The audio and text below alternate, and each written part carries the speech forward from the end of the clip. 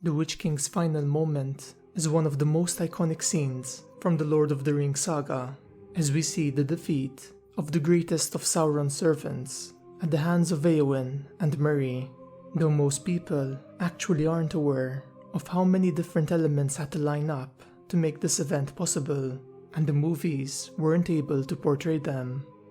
Hey guys, it's Carl here, and in today's episode, we'll be delving into the death of the Witch-King of Angmar.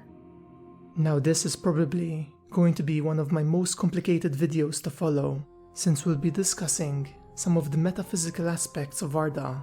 So if you have any questions, just leave a comment below and I'll do my best to offer some clarity. So it's best to start at the Witch-King's prophecy, which foretold, "Far off yet is his doom, and not by the hand of man will he fall."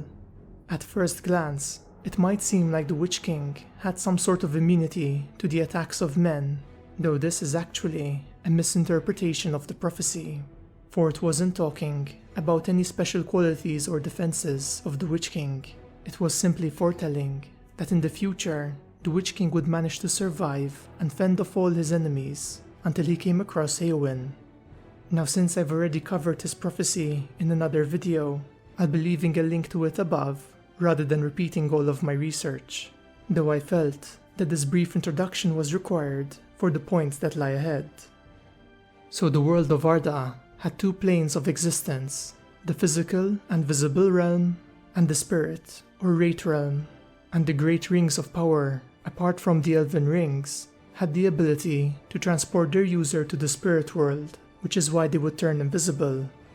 It seems that only part of their being would be transported, since Gandalf tells Frodo, "You were in greatest peril while you wore the ring, for then you were half in the wraith world yourself."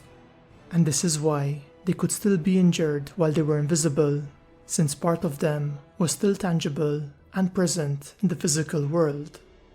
Now the Nazgul were a curious case, for the vast majority of their essence and being was present in the spirit realm, which is why they were so resilient and almost immune to physical harm. It's uncertain how they acquired this ability, whether it was from overuse of their rings or if Sauron's sorceries played a part, though this characteristic allowed them to survive attacks which would normally be lethal, such as the flood at the Ford of Brunnen. This physical resilience also raises the question on how Eowyn managed to get past his defense and defeat the Witch-King, and the answer lies with Merry's sword and his attack upon the Witch-King, for his blade was forged by the Dunedain of Arnor, and they were bitter foes of the Witch-King, and they imbued their weapons with spells that were deadly to the servants of Mordor. In fact, we're told that no other blade could have dealt such a bitter wound to the Witch-King, and after Merry stabbed his knee, it broke the spell that bound his body to his evil will. There was clearly some magical aspect in this weapon, and I believe that its magic was present in the spirit realm, for Frodo had a similar weapon, and after he wore the ring at Weathertop, he saw his blade flicker red, and it seemed like a firebrand. I believe that the magic within these weapons was able to temporarily anchor the Nazgul to the physical world, rendering them tangible once more, which allowed Eowyn to deal the killing blow to the Witch-King. I would also like to mention that the Nazgul's power was linked with Sauron's, and that after his defeat, the other Nazgul were slain when they were caught and hit by flying debris from Mount Doom's eruption, which makes me believe that his sorceries might have played a part in their transition to the Wraith world, and that this characteristic was weakened after his defeat, which led to their death. Anyway friends, this wraps up today's video, and I hope you enjoyed it. I'd love to hear your thoughts on this topic. Do you agree with my speculation? And do you think that Sauron's magic was responsible for shifting the Nazgul to the Wraith world? And what are your thoughts on Merry's blade and its ability to anchor the Witch-King to the physical world? I would also like to thank my fellow Lord of the Rings YouTuber called The Philosopher's Games, who was kind enough to give me feedback on my research, so be sure to check out his channel, for he's an awesome and very dedicated Tolkien creator.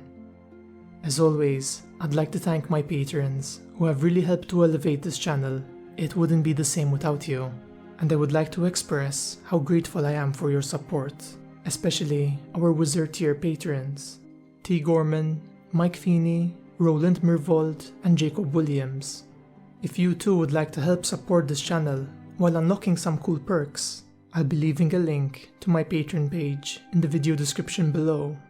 I'll also be leaving links to our Instagram, Facebook, Discord, and Twitter communities, so follow us if you'd like to have some extra Lord of the Rings content in your day-to-day lives. As always, if you enjoyed this video, leave a like and subscribe to join our fellowship today. I hope to see you all in my next video, where together we'll once again explore the magical world and lore of Middle-earth.